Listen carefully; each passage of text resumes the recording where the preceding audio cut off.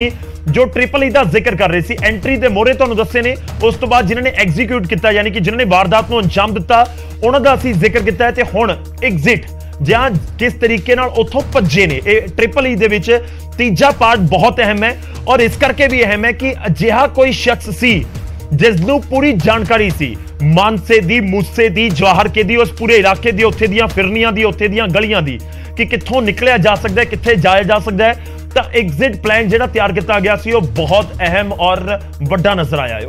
बहुत बड़ा उस दे विच केशव ये चेहरे देखने वाले है इस दे विच एक नाम आंदा केशव गौरव क्योंकि दो गड्डियां दे विच जिहड़े सवार सी केशव प्रियवर्त फौजी दे नाल टच दे विच सी और जदों उन्हां ने इस घटना नूं अंजाम दिता तां केशव इन्हां नूं उत्थों कड्ढण दे विच केशव ने मोहरी भूमिका निभाई। केशव प्रियवर्त फौजी होरां नूं उत्थों लैके गया जिहड़े 4 जने सीगे और जिवें धालीवाल होरां दी तुसीं इंटरव्यू कीती सी उन्होंने ये गल कही कि असीं इकट्ठे रहे हैं काफ़ी दिन तक। जदों पुलिस ने अरेस्ट कीते उस तो 2 दिन पहलां जिहड़े 2 सीगे दीपक मुंडी ते जिहड़ा एक होर उन्हां दे नाल सीगा अंकित सिरसा ये भी पुलिस दे हत्थे चढ़ जाने सी पर ये भज गए 2 दिन दिल्ली पुलिस लेट हो गई इन्हां नूं अरेस्ट करन दे। तां एग्जिट प्लान दे विच गड्डियां दा इस्तेमाल कितना होया एग्जिट प्लान दे विच गड्डियां दा इस्तेमाल क्योंकि 2 गड्डियां दा पहला इस्तेमाल होया एक बोलेरो ते दूजी सीगी करोला ते उस तो बाद अगे एग्जिट प्लान किस तरीके नाल सी कि करोला वाली कार जो तुसी भी जिक्र कर रहे सी कि उसदी ताकि गड्डी नूं लगी सी थार नूं इस करके वो बंद नहीं हो रही सी वो खुली सी तां करोला छड्ड के उन्होंने पहला ऑल्टो खोई ते दूजा जिहड़ा केशव सी वो प्रियवर्त फौजी दे कांटेक्ट दे विच सी ते वो खुद भी ऑल्टो लेके ही आया सी खुद भी ऑल्टो लेके आया सी यानी कि वारदात नूं बोलेरो ते करोला च अंजाम दिता गया। भज्जे ने दोवें ऑल्टो गड्डियां दे विच और काबिले गौर मोगा साइड भज्जे ने मन्नू और रूपा जेड़ी गड्डी उत्थे बरामद होई जेड़े करोला वाले सी जेड़ी किसी परिवार तो खोई सी उत्थे मौके ते जेड़े करोला दे विच सी रूपा ते मन्नू ए भज गए मोगा वाले पासे ते जेड़े बोलेरो दे विच प्रियवर्त फौजी अंकित सिरसा दीपक मुंडी ते कशिश जेड़ा सीगा ओ केशव दे नाल ओ होर पासे भज्जे ओ वाया हरियाणा गए फतेहाबाद चले गए भी है कि फतेहाबाद चले गए होटल ते रहे जिथे हथियार लुकोए सी एक ढाणी दे विच जिथों पुलिस ने बाद च हथियार बरामद कीते। तां गड्डियां दा इस्तेमाल कितना होया पहली गड्डी बोलेरो दूजी गड्डी करोला जेड़ी पिछा कर रहीआं सी ते उस तो बाद तीजी गड्डी दा इस्तेमाल होया ऑल्टो दा जो केशव चला रहा सी। हुण एक होर गड्डी भी सी जेड़ी हुण तक नंबर गड्डी केड़ी है हजे तक साफ नहीं होया क्योंकि मोगा दे विच 10 घंटे बाद जिहड़ी ऑल्टो खोई गई सी मोगा च 10 घंटे बाद पेट्रोल पवाउंदी देखी गई उत्थों ही फिर बरामद हुई है ते ये भी जानकारी है कि क्योंकि पेट्रोल पवाउण तो आधा किलोमीटर बाद ही गड्डी छड्ड के अपनी रूपा ते जिहड़ा मन्नू है वो दोवें गड्डी छड्ड के फरार हो गए। तो उत्थे कहा जा रहा है कि जिहड़ी ब्रीजा गड्डी है उन्हां नूं दोवां नूं पिक करदी है यानी कि इन्हां दा पहला ही प्लान सी कि तुसीं इत्थों निकल के तुसीं कोई गड्डी खो के पहुंचना है मोगा ते उत्थे तुहानूं कोई पहला ही गड्डी मिलेगी जो तुहानूं उत्थों कड्ड के किते होर लैके जाएगी। एक क्लीयर हो रहा है बिल्कुल तो ये जरूर लग रहा है क्योंकि 10 घंटे का वकफा सी 5-5:30 बजे वारदात नूं अंजाम दिता अगले दिन सवेरे करीब 2-2:30 बजे वो गड्डी उत्थे देखी गई सी। तो ये भी विजय कहा जा रहा है कि किते ना किते रुके रहे 2-4-5 घंटे क्योंकि मोगा ते मानसा दा फर्क तो 2 घंटे दा ते 10 घंटे किथे 8 घंटे किथे रहे तो रुके रहे किते ना किते जिस तरीके नाल खबर फैली या जिस तरीके नाल पुलिस दी सख्ती उस समय जिन्नी क होई तो उस तो बाद किते ना किते भी घबराए हैं इस करके शायद किते रुके गए ते उस तो बाद फिर मोगा दे लई निकले यही नजर आ रहा है। यानी कि गड्डियां जिहड़ियां हुण तक ने एक करोला एक बोलेरो उस तो बाद एक ऑल्टो जिहड़ा केशव चला रहा सी एक ऑल्टो खोई गई ते एक ब्रीजा 5 गड्डियां दा इस्तेमाल तां साफ तौर ते नजर आउंदा जिहड़ा इस्तेमाल होया इस पूरी बिल्कुल पुलिस पहुंच भी गई है उत्थों तक पुलिस ने काफी चीज़ां दस भी दित्तियां ने उस बारे खुलासे करते ने ये बड़ा इंपॉर्टेंट है गौरव इस एग्जिट प्लान तो बाद ये जिहड़ी आपां सारी गल करदे आ कि एंट्री किवें हुंदी है एग्जीक्यूशन किवें हुंदी है और एग्जिट किवें हुंदा है असल दे विच मास्टरमाइंड ये सारा प्लान कीता किन्ना ने सो ये वाले चेहरे जिहड़े ने बहुत इंपॉर्टेंट ने लॉरेंस गोल्डी सचिन अनमोल केकड़ा प्रियवर्त फौजी केशव तो असीं ये भी समझाउण दी कोशिश कर रहे हैं कि ये पूरा है किवें। दरअसल लॉरेंस बिश्नोई ते गोल्डी बराड़ दोवें एक तां जेल दे विच है ते एक इंडिया तो बाहर है। जदों तुसीं कोई भी काम करना है जे किसी थां दे उत्ते तां फिर उस थां दे उत्ते कोई ना कोई तुहानूं बंदा चाहीदा है कि जे गोल्डी बराड़ ऑपरेट कर रहा है कैनेडा तो बैठ के तां इत्थे भी उसनूं कोई अपना कोई ना कोई शख्स चाहीदा सी जिहड़ा अगे हथियारां नूं मुहैया करवावे गड्डियां मुहैया करवावे कौन वारदात नूं अंजाम देगा वो सारे पहला साफ होवे कि कौन जाके वारदात नूं अंजाम देगा। तां गोल्डी बराड़ बाहर है लॉरेंस बिश्नोई जेल दे विच है तां फिर किते ना किते नजर आउंदा कि अनमोल बिश्नोई ते सचिन थापर नूं ही पूरी जिम्मेवारी दित्ती गई कि बंदे तुसीं ਦੇਖੋ ਕਿ ਕਿਹਨਾਂ ਦੇ ਵੱਲੋਂ ਵਾਰਦਾਤ ਨੂੰ ਅੰਜਾਮ ਦਿੱਤਾ ਜਾ, ਆਇਡੈਂਟੀਫਾਈ ਕਰੋ ਕਿ ਤੁਸੀਂ ਕਿਹੜੇ ਗੁਰਗੇ ਹੈਗੇ ਆ ਜਿਹੜੇ ਇਕੱਠੇ ਕਰਕੇ ਇਸ ਵਾਰਦਾਤ ਨੂੰ ਅੰਜਾਮ ਦੇ। ਰੇਕੀ ਕੌਣ ਕਰ ਸਕਦਾ ਹੈ, ਉਸ ਤੋਂ ਬਾਅਦ ਐਗਜ਼ੀਕਿਊਸ਼ਨ ਕੌਣ ਕਰ ਸਕਦਾ ਹੈ, ਐਗਜ਼ਿਟ ਕੌਣ ਕਰ ਸਕਦਾ ਹੈ। ਤਾਂ ਇਹ ਪਹਿਲਾਂ ਤਾਂ ਲੱਗ ਰਿਹਾ ਕਿ ਚਾਰੋਂ ਜਿਹੜੇ ਮਾਸਟਰਮਾਈਂਡ ਦੇ ਵਿੱਚ 2 ਮਾਸਟਰਮਾਈਂਡ ਲਾਰੈਂਸ ਬਿਸ਼ਨੋਈ ਤੇ ਗੋਲਡੀ ਬਰਾੜ, ਤੇ ਉਸ ਤੋਂ ਬਾਅਦ ਅਨਮੋਲ ਬਿਸ਼ਨੋਈ ਤੇ ਸਚਿਨ ਬਿਸ਼ਨੋਈ ਜਿਹੜੇ ਗਰਾਊਂਡ ਦੇ ਉੱਤੇ ਰਹਿ ਕੇ ਕੰਮ ਕਰ ਰਹੇ ਸੀ, ਮਾਸਟਰਮਾਈਂਡ ਉਹ ਵੀ ਨਜ਼ਰ ਆਉਂਦੇ ਨੇ, ਕਿਉਂਕਿ ਅਪ੍ਰੈਲ ਦੇ ਵਿੱਚ ਭੱਜ ਵੀ ਗਏ, ਫਿਰ ਦੇਸ਼ ਛੱਡ ਕੇ। ਜਦੋਂ ਪੂਰੀ ਤਿਆਰੀ ਇਹਨਾਂ ਨੇ ਕਰ ਲਈ, ਉਸ ਤੋਂ ਬਾਅਦ ਇਹ ਫੇਕ ਪਾਸਪੋਰਟ ਤੇ ਦੋਨੋਂ ਸਚਿਨ ਤੇ ਅਨਮੋਲ ਫਰਾਰ ਹੋ ਗਏ। ਔਰ ਇਹ ਵੀ ਇਸ ਦੇ ਵਿੱਚ ਜੋ ਪੁਲਿਸ ਦੱਸਦੀ ਹੈ ਕਿ ਲਾਰੈਂਸ ਨੇ ਅਖੀਰਲੇ ਦਿਨਾਂ 'ਚ ਜਦੋਂ ਇਹ ਪਲਾਨ ਐਗਜ਼ੀਕਿਊਟ ਕੀਤਾ, ਯਾਨੀ ਜਿਸ ਦਿਨ ਸਿੱਧੂ ਦਾ ਕਤਲ ਹੋਇਆ ਉਸ ਤੋਂ ਕੁਝ ਦਿਨ ਪਹਿਲਾਂ ਲਾਰੈਂਸ ਨੇ ਫੋਨ ਯੂਜ਼ ਕਰਨਾ ਬੰਦ ਕਰਤਾ ਸੀ, ਉਸਦੇ ਕੋਲ ਫੋਨ ਨਹੀਂ ਸੀ, ਪਰ ਗੋਲਡੀ ਬਰਾੜ ਨੇ ਸਾਰੀਆਂ ਇੰਸਟਰਕਸ਼ਨਸ ਦਿੱਤੀਆਂ। ਪਲੈਨਿੰਗ ਇਹਨਾਂ ਦੀ ਲੰਮੇ ਸਮੇਂ ਤੋਂ ਸੀ, ਉਹਨਾਂ ਨੇ ਕੀਤੀ ਹੋਈ ਸੀ, ਪਰ ਐਂਡ ਤੇ ਅਖੀਰਲੇ ਦਿਨ ਜਦੋਂ ਜਾ ਕੇ ਪਲਾਨ ਐਗਜ਼ੀਕਿਊਟ ਹੋਇਆ ਉਦੋਂ ਗੋਲਡੀ ਬਰਾੜ ਨੇ ਇੰਸਟਰਕਸ਼ਨ ਦਿੱਤੀਆਂ। ਲਾਰੈਂਸ ਉਹਨਾਂ ਦਿਨਾਂ ਦੇ ਵਿੱਚ ਫੋਨ ਸਾਇਲੈਂਟ ਰਿਹਾ ਕਿ ਕੋਈ ਸਾਇਲੈਂਟ ਰਿਹਾ। ਤੇ ਕਾਬਿਲੇ ਗੌਰ ਇਹ ਵੀ ਹੈ ਕਿ ਇਸ ਪੂਰੇ ਮਾਮਲੇ ਦੇ ਵਿੱਚ ਕੀ ਹੈ ਕਿ ਇੱਕ ਤਾਂ ਜਿਹੜਾ ਸੰਦੀਪ ਕੇਕੜਾ ਹੈ, ਪ੍ਰਿਯਵਰਤ ਫੌਜੀ ਹੈ, ਇਹ ਦੋਵੇਂ ਗੋਲਡੀ ਬਰਾੜ ਦੇ ਨਾਲ ਲਗਾਤਾਰ ਸੰਪਰਕ ਦੇ ਵਿੱਚ ਸੀ। ਤਾਂ ਗੋਲਡੀ ਬਰਾੜ ਲਾਰੈਂਸ ਬਿਸ਼ਨੋਈ ਦੇ ਨਾਲ ਸੰਪਰਕ ਦੇ ਵਿੱਚ ਸੀ। ਔਰ ਕਾਬਿਲੇ ਗੌਰ ਇਹ ਵੀ ਹੈ ਕਿ ਜੇ ਅਨਮੋਲ ਬਿਸ਼ਨੋਈ ਤਾਂ ਲਾਰੈਂਸ ਬਿਸ਼ਨੋਈ ਦਾ ਭਰਾ ਹੈ, ਕਿ ਅਨਮੋਲ ਬਿਸ਼ਨੋਈ ਤੇ ਸਚਿਨ ਥਾਪਨ ਜੇ ਅਪ੍ਰੈਲ 'ਚ ਭੱਜੇ ਨੇ ਤਾਂ ਇੱਥੇ ਉਹ ਪੂਰਾ ਸੈੱਟ ਕਰਕੇ ਪੂਰਾ ਸਾਰੀ ਪਲੈਨਿੰਗ ਕਰਕੇ ਫਿਰ ਭੱਜੇ, ਕਿ ਮੁੜ ਕੇ ਭੱਜਿਆ ਨਹੀਂ ਜਾਣਾ ਜਾਂ ਫਿਰ ਪੁਲਿਸ ਬਹੁਤ ਅਲਰਟ ਹੋ ਜਾਏਗੀ, ਸਾਰੀ ਪਲੈਨਿੰਗ ਕਰਕੇ ਭੱਜੇ। ਔਰ ਇਹ ਵੀ ਇੱਕ ਚੀਜ਼ ਤਰੀਕੇ ਨਾਲ ਨਜ਼ਰ ਆ ਰਿਹਾ ਕਿ ਜਦੋਂ ਇਹ ਦੋਵੇਂ ਭੱਜੇ ਨੇ ਤਾਂ 1 ਮਹੀਨਾ ਪਹਿਲਾਂ ਜ਼ਿਕਰ ਹੋ ਰਿਹਾ ਕਿ ਹਥਿਆਰ ਆ ਗਏ ਸੀ। ਜੇ ਅਪ੍ਰੈਲ ਦੇ ਵਿੱਚ ਭੱਜੇ ਨੇ, ਇਸ ਦਾ ਮਤਲਬ ਹੈ ਕਿ ਜੇ ਮਈ 'ਚ ਵਾਰਦਾਤ ਨੂੰ ਅੰਜਾਮ ਦਿੱਤਾ ਗਿਆ ਤਾਂ ਅਪ੍ਰੈਲ 'ਚ ਹਿੰਦੁਸਤਾਨ ਹਥਿਆਰ, ਇਸ ਦਾ ਮਤਲਬ ਪਹੁੰਚ ਚੁੱਕੇ ਸੀ। ਉਸ ਤੋਂ ਬਾਅਦ ਹੀ ਇਹ ਫਰਾਰ ਹੋਏ ਕਿ ਠੀਕ ਹੈ, ਹਥਿਆਰ ਆ ਗਏ, ਗੱਡੀਆਂ ਦਾ ਪਤਾ ਲੱਗ ਗਿਆ, ਕੌਣ ਜਾ ਕੇ ਮਾਰੇਗਾ ਇਹ ਵੀ ਪਤਾ ਲੱਗ ਗਿਆ, ਕੌਣ ਰੇਕੀ ਕਰੇਗਾ ਉਹ ਪਤਾ ਲੱਗ ਗਿਆ, ਤੇ ਉੱਥੋਂ ਉਸ ਤੋਂ ਬਾਅਦ ਇਹ ਭੱਜ ਗਏ, ਫਰਜ਼ੀ ਪਾਸਪੋਰਟ ਬਣਾ ਕੇ। ਉਸ ਤੋਂ ਬਾਅਦ ਇਹ ਭੱਜ ਗਏ। ਬਲਦੇਵ ਜੁੜ ਗਿਆ।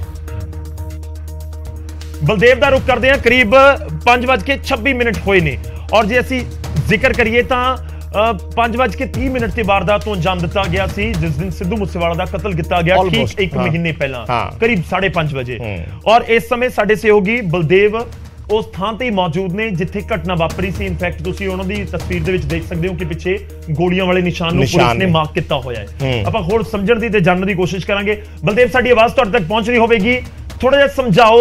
ਔਰ ਕਿਉਂਕਿ 1 ਮਹੀਨਾ ਹੋਇਆ ਹੈ, ਬਹੁਤ ਸਾਰੀਆਂ ਭਾਵਨਾਵਾਂ, ਬਹੁਤ ਸਾਰੇ ਸਿੱਧੂ ਦੇ ਫੈਨਸ 1 ਮਹੀਨੇ ਬਾਅਦ ਉਹਨਾਂ ਨੂੰ ਯਾਦ ਵੀ ਕਰ ਰਹੇ ਨੇ, ਇਨਫੈਕਟ ਯਾਦ ਤਾਂ ਰੋਜ਼ ਕਰ ਰਹੇ ਨੇ, ਪਰ ਉਸ ਸਮੇਂ ਕੀ ਕੁਝ ਹੋਇਆ? ਕਿਉਂਕਿ ਜਿਹੜੀ ਸਭ ਤੋਂ ਪਹਿਲੀ ਜਾਣਕਾਰੀ ਸੀ ਨਿਊਜ਼ 18 ਦੇ ਦਰਸ਼ਕਾਂ ਤੱਕ, ਉਹ ਤੁਹਾਡੇ ਜ਼ਰੀਏ ਹੀ ਪਹੁੰਚੀ ਕਿ ਸਿੱਧੂ ਨੂੰ ਗੋਲੀ ਲੱਗ ਗਈ ਹੈ, ਸਿੱਧੂ ਦੇ ਉੱਤੇ ਫਾਇਰਿੰਗ ਹੋ ਗਈ ਹੈ।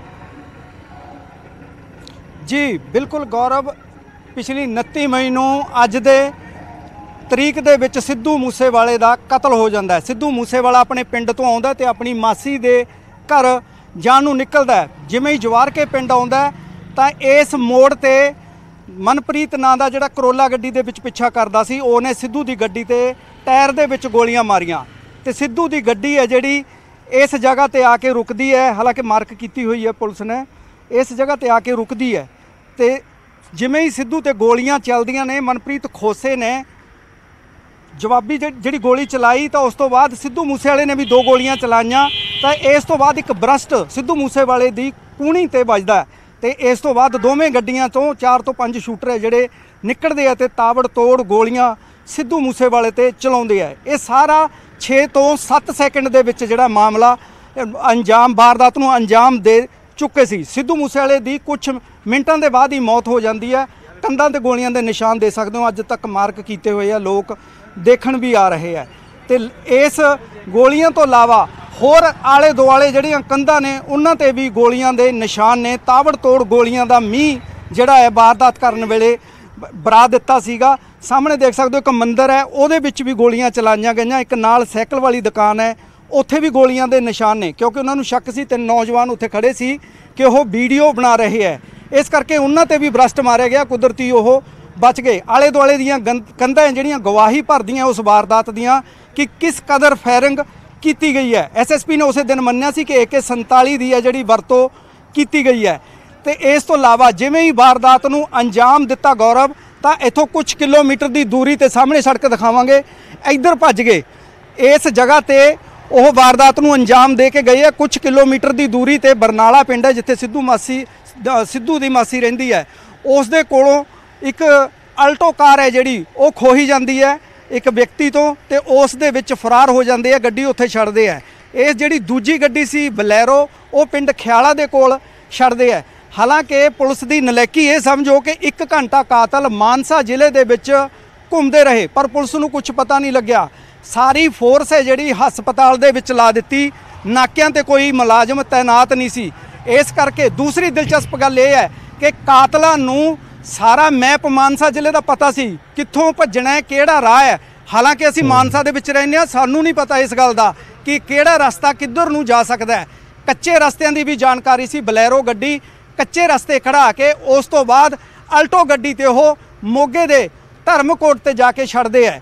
ਇਸ ਕਰਕੇ ਕਾਤਲ ਹੈ ਜਿਹੜੇ ਕਿੰਨੇ ਹੁਸ਼ਿਆਰ ਤੇ ਕਿੰਨੀ ਉਹਨਾਂ ਨੇ ਰੈਕੀ ਕੀਤੀ ਹੋਏਗੀ, ਇਸ ਤੋਂ ਭਲੀ ਭੰਤਾ ਅੰਦਾਜ਼ਾ ਲਗਾਇਆ ਜਾ ਸਕਦਾ ਹੈ। 1 ਮਹੀਨਾ ਬੀਤਣ ਦੇ ਬਾਵਜੂਦ ਵੀ ਲੋਕ ਅੱਜ ਵੀ ਉਸ ਜਗ੍ਹਾ ਤੇ ਆ ਰਹੇ। ਤੁਹਾਨੂੰ ਦਿਖਾ ਦਿੰਦੇ ਤਸਵੀਰਾਂ ਇੱਕ ਵਾਰ ਫਿਰ। ਮੋੜ ਦੇ ਉੱਤੇ ਜਾ ਸਕੋ, ਮੈਂ ਇਹ ਤੁਹਾਨੂੰ ਰਿਕੁਐਸਟ ਜ਼ਰੂਰ ਕਰਾਂਗਾ, ਜੇਕਰ ਤੁਸੀਂ ਉਸ ਮੋੜ ਦੇ ਉੱਤੇ ਜਾ ਸਕੋ ਜਿਸ ਵਾਲੇ ਪਾਸੇ ਤੋਂ ਗੱਡੀਆਂ ਆਈਆਂ ਸੀ, ਜਿੱਥੋਂ ਸੀਸੀਟੀਵੀ ਦੇ ਵਿੱਚ ਰਿਕਾਰਡ ਹੋਇਆ, ਸੀਸੀਟੀਵੀ ਦੇ ਵਿੱਚ ਦਿਖਾਉਂਦੇ ਆ, ਜੇ ਉਸ ਵਾਲੇ ਮੋੜ ਤੱਕ ਤੁਸੀਂ ਜਾ ਸਕੋ। ਦੱਸਣਾ ਚਾਹਾਂਗਾ ਕਿ ਇਹ ਜਿਹੜਾ ਮੋੜ ਹੈ ਇਹ ਮਾਨਸਾ ਤੋਂ ਆਉਂਦਾ ਹੈਗਾ, ਇਹ ਮਾਨਸਾ ਵੱਲ ਮੁੜਦਾ ਹੈਗਾ ਤੇ ਇੱਥੋਂ ਹੀ ਸਿੱਧੂ ਮੂਸੇਵਾਲਾ ਜਿਹੜਾ ਇਸ ਰਸਤੇ ਤੇ ਆਇਆ ਸੀ 5:10 ਤੇ ਆਪਣੇ ਘਰੋਂ ਨਿਕਲਿਆ ਸੀਗਾ ਤੇ ਉਹ ਗੱਡੀਆਂ ਜਿਹੜੀਆਂ ਉਹ ਇੱਕ ਸੈਲਰ ਦੇ ਕੋਲੋਂ ਉਸ ਦਾ ਪਿੱਛਾ ਕਰਦੀਆਂ। ਹਾਲਾਂਕਿ ਸਿੱਧੂ ਮੂਸੇਵਾਲੇ ਨੂੰ ਉਸ ਗੱਲ ਦਾ ਪਤਾ ਲੱਗ ਗਿਆ ਸੀ ਕਿ ਕੋਈ ਪਿੱਛਾ ਕਰ ਰਿਹਾ ਹੈ, ਪਰ ਉਸਨੇ ਆਪਣੇ ਦੋਸਤਾਂ ਨੂੰ ਕਿਹਾ ਕਿ ਫੈਨ ਨੇ ਫੋਟੋ ਖਿਚਾ ਕੇ ਵਾਪਸ ਚਲੇ ਜਾਣਗੇ। ਪਰੰਤੂ ਜਦੋਂ ਗੱਡੀ ਮਾਰਨ ਦੀ ਕੋਸ਼ਿਸ਼ ਕੀਤੀ ਕਰੋਲਾ ਵਿੱਚ ਤਾਂ ਸਿੱਧੂ ਸਮਝ ਗਿਆ ਸੀਗਾ ਕਿ ਕੋਈ ਗੈਰ ਬੰਦੇ ਨੇ, ਇਸ ਕਰਕੇ ਉਸਨੇ ਆਪਣਾ ਹਥਿਆਰ ਕੱਢਿਆ ਤੇ ਅਲਰਟ ਹੋ ਗਿਆ ਸੀ। ਪਰ ਬਦਕਿਸਮਤੀ ਨਾਲ ਕਾਰਤੂਸ ਵੀ ਘੱਟ ਸੀ ਤੇ ਦੁਸ਼ਮਣ ਜ਼ਿਆਦਾ ਸੀ, ਉਹਨਾਂ ਕੋਲੇ ਹਥਿਆਰ ਵੀ ਹੈ ਜਿਹੜੇ ਉਹ ਬਹੁਤ ਆਧੁਨਿਕ ਸੀ, ਇਸ ਕਰਕੇ ਉਹ ਮਾਰ ਖਾ ਗਿਆ। ਜਿਹੜੀ ਫੁਟੇਜ ਦੀ ਗੱਲ ਕਰਦੇ ਆ, ਇਸ ਸਾਈਡ ਤੋਂ ਗੌਰਵ ਇਸ ਸਾਈਡ ਤੋਂ ਆਇਆ ਸੀਗਾ, ਉਹ ਸਾਹਮਣੇ ਜਿਹੜੀ ਕੈਮਰਾ ਸੀਗਾ ਉੱਥੋਂ ਹਾਲਾਂਕਿ ਕੈਮਰਾ ਪੱਟ ਲਿਆ ਗਿਆ, ਉਹ ਸੀਸੀਟੀਵੀ ਸੀ। ਇਹ ਦੀਵਾਰ ਤੁਸੀਂ ਦੇਖ ਸਕਦੇ ਹੋ, ਸਾਰੇ ਚੈਨਲਾਂ ਤੇ ਪਹਿਲੀ ਵਾਰ ਆਪਣੇ ਚੈਨਲ ਤੇ ਚੱਲਿਆ ਸੀ। ਇਹ ਦੀਵਾਰ ਦਿੰਦੀ ਹੈ ਜਦੋਂ ਸਿੱਧੂ ਦੀ ਗੱਡੀਆਂ ਦਾ ਪਿੱਛਾ ਕਰਦੇ ਆ ਤੇ ਜਦੋਂ ਫਾਇਰਿੰਗ ਹੋਈ ਹੈ 2 ਗੱਡੀਆਂ ਵਾਪਸ ਵੀ ਇਸੇ ਮੋੜ ਤੋਂ ਹੁੰਦੀਆਂ। ਇਹ ਜਵਾਰ ਕੇ ਪਿੰਡ ਦਾ ਉਹ ਮੋੜ ਹੈ ਜਿੱਥੋਂ ਕਾਤਲਾਂ ਨੇ ਜਿਹੜਾ ਹੈ ਬਿਲਕੁਲ ਆਪਣੀ ਵਾਰਦਾਤ ਨੂੰ ਅੰਜਾਮ 5:30 ਵਜੇ ਦੇ ਕਰੀਬ ਦਿੱਤਾ। ਠੀਕ ਹੈ ਬਲਦੇਵ, ਬਹੁਤ ਬਹੁਤ ਧੰਨਵਾਦ ਤੁਹਾਡਾ ਸਾਡੇ ਨਾਲ ਜੁੜਨ ਦੇ ਲਈ, ਇਸ ਪੂਰੀ ਗੱਲਬਾਤ ਦੇ ਲਈ। ਤਾਂ ਅਸੀਂ ਉਹ ਥਾਂ ਦੀਆਂ ਉਸ ਤਸਵੀਰਾਂ ਨੂੰ ਦਿਖਾਉਣ ਦੀ ਕੋਸ਼ਿਸ਼ ਕੀਤੀ ਹੈ ਔਰ ਪੂਰਾ ਕਿਸ ਤਰੀਕੇ ਨਾਲ ਪਲਾਨ ਕੀਤਾ ਗਿਆ ਸੀ, ਕਿਸ ਤਰੀਕੇ ਦੇ ਨਾਲ ਐਗਜ਼ੀਕਿਊਟ ਕੀਤਾ ਗਿਆ, ਐਗਜ਼ਿਟ ਹੋਏ, ਉਹ ਸਾਰੀਆਂ ਚੀਜ਼ਾਂ ਦਿਖਾਉਣ ਦੀ ਕੋਸ਼ਿਸ਼ ਕੀਤੀ ਹੈ। ਪਰ ਇਹ ਸਭ ਦੇ ਵਿਚਾਲੇ ਉਮੀਦ ਹੁਣ ਇਹੀ ਹੈ ਕਿ ਜਿਹੜੇ ਬਾਕੀ ਦੇ ਵੀ ਸ਼ੂਟਰਸ ਨੇ ਉਹ ਵੀ ਜਲਦ ਫੜੇ ਜਾਣ, ਖਾਸ ਤੌਰ ਤੇ ਜਿਹੜਾ ਪੂਰਾ ਮਾਸਟਰਮਾਈਂਡ ਨਜ਼ਰ ਆਉਂਦਾ ਹੈ ਗੋਲਡੀ ਬਰਾੜ, ਉਹ ਵੀ, ਕਿਉਂਕਿ ਇਸ ਦੇ ਵਿੱਚ ਗੌਰਵ ਜਿਹੜੇ ਦਰਸ਼ਕ ਦੇਖ ਰਹੇ ਆ ਆਪਾਂ ਨੂੰ, ਬਹੁਤ ਸਾਰੇ ਲੋਕਾਂ ਦੇ ਸਵਾਲ ਹੁੰਦੇ ਆ, ਕਈ ਵਾਰੀ ਇਸ ਤਰੀਕੇ ਦੇ ਵੀ ਸਵਾਲ ਚੱਕਦੇ ਆ ਵੀ ਮੀਡੀਆ ਲਗਾਤਾਰ ਇਸ ਚੀਜ਼ ਨੂੰ ਕਿਉਂ ਦਿਖਾ ਰਿਹਾ। ਆਪਾਂ ਚਲੋ ਸਾਰੇ ਮੀਡੀਆ ਦੀ ਤੇ ਕੋਈ ਜ਼ਿੰਮੇਵਾਰੀ ਨਹੀਂ ਲੈ ਸਕਦਾ, ਪਰ ਆਪਾਂ ਆਪਦੇ ਚੈਨਲ ਦੀ ਜਾਂ ਆਪਦੀ ਆਰਗੇਨਾਈਜੇਸ਼ਨ ਦੀ ਜ਼ਿੰਮੇਵਾਰੀ ਲੈਂਦੇ ਆ ਕਿ ਸਾਡਾ ਮਕਸਦ ਇਹਨਾਂ ਚੀਜ਼ਾਂ ਨੂੰ ਦਿਖਾਉਣ ਦਾ ਇਹ ਹੈ ਕਿ ਜਦੋਂ ਤੱਕ ਉਹ ਚੀਜ਼ ਸਿਰੇ ਨਹੀਂ ਲੱਗਦੀ, ਉਹਦਾ ਕੋਈ ਸਿੱਟਾ ਨਹੀਂ ਨਿਕਲਦਾ, ਉਹ ਕਾਤਲ ਫੜੇ ਨਹੀਂ ਜਾਂਦੇ, ਉਹਨਾਂ ਨੂੰ ਅੰਜਾਮ ਤੱਕ ਨਹੀਂ ਪਹੁੰਚਾ ਦਿੰਦੇ, ਉਦੋਂ ਤੱਕ ਇਹਨਾਂ ਚੀਜ਼ਾਂ ਨੂੰ ਸਾਹਮਣੇ ਰੱਖਣਾ ਬੇहद ਜ਼ਰੂਰੀ ਹੈ। ਔਰ ਜੇ ਆਪਾਂ ਕੋਈ ਮੰਨੇ ਭਾਵੇਂ ਨਾ ਮੰਨੇ, ਪਰ ਸਿੱਧਾ ਦਬਾਅ ਇਸ ਦੇ ਨਾਲ ਜਿਹੜੀਆਂ ਇਨਵੈਸਟੀਗੇਟਿਵ ਏਜੰਸੀਆਂ ਨੇ, ਪੁਲਿਸ ਹੈ, ਉਹਨਾਂ ਤੇ ਰਹਿੰਦਾ ਲਾਜ਼ਮੀ ਤੌਰ ਤੇ। ਸੋ ਇਸ ਕਰਕੇ ਜ਼ਰੂਰੀ ਹੋ ਜਾਂਦੀਆਂ ਇਹਨਾਂ ਚੀਜ਼ਾਂ ਦਾ ਜ਼ਿਕਰ ਕਰਨਾ ਵਾਰ-ਵਾਰ ਔਰ ਦਿਖਾਉਣਾ। और दूसरा पॉइंट यह भी है कि पिछले 1 महीने ਦੇ ਵਿੱਚ बहुत कुछ होया, बहुत सारियां गिरफ्तारियां ਦਾ ਜ਼ਿਕਰ ਹੋਇਆ ਕਿ ਇਸ ਤਰੀਕੇ ਨਾਲ गिरफ्तारी होगी, ਉੱਥੋਂ गिरफ्तारी होगी। ਤਾਂ ਅਸੀਂ ਉਹ ਵੀ ਕੋਸ਼ਿਸ਼ ਕੀਤੀ ਹੈ ਕਿ ਪੂਰਾ ਤੁਹਾਨੂੰ ਸਮੇਟ ਕੇ ਕਿ ਪੁਲਿਸ ਦੀ ਥਿਊਰੀ ਇਸ ਸਮੇਂ ਕੀ ਕੁਝ ਕਹਿ ਰਹੀ ਹੈ ਉਹ ਵੀ ਤੁਹਾਨੂੰ ਦੱਸੀਏ। ਜਿਹੜੇ ਅਸੀਂ EEE ਦਾ ਵੀ ਜ਼ਿਕਰ ਕਰ ਰਹੇ ਹਾਂ ਕਿ ਕਿਵੇਂ ਰੇਕੀ ਹੋਈ, ਕਿਵੇਂ ਵਾਰਦਾਤ ਨੂੰ ਅੰਜਾਮ ਦਿੱਤਾ, ਕਿਵੇਂ ਭੱਜੇ ਨੇ, ਇਹ ਪੁਲਿਸ ਦੀ ਇਨਵੈਸਟੀਗੇਸ਼ਨ ਦੇ ਵਿੱਚ ਹੀ ਚੀਜ਼ਾਂ ਸਾਰੀਆਂ ਸਾਹਮਣੇ ਆਈਆਂ ਨੇ। ਅਸੀਂ ਬਹੁਤ ਛੋਟੇ ਜਿਹੇ ਬ੍ਰੇਕ ਲਈ ਰੁਕਦੇ ਹਾਂ, ਜਲਦ ਵਾਪਸ ਆਵਾਂਗੇ। ਤੁਸੀਂ ਜੁੜੇ ਰਹੋ ਨਿਊਜ਼ 18 ਪੰਜਾਬ ਦੇ ਨਾਲ।